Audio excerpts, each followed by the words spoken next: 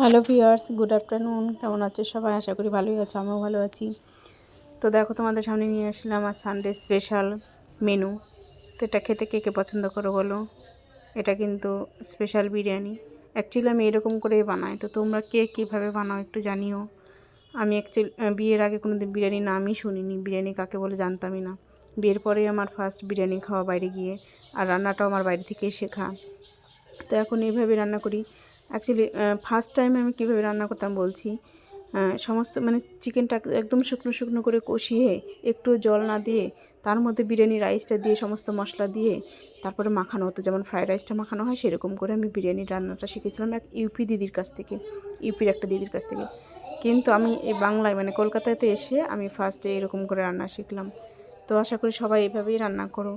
তো আমার রান্নাটা কেমন লাগলো জানিও। আর আরও যদি নতুন নতুন কোনো পদ্ধতি থেকে থাকে তোমরা জানিও কীভাবে রান্না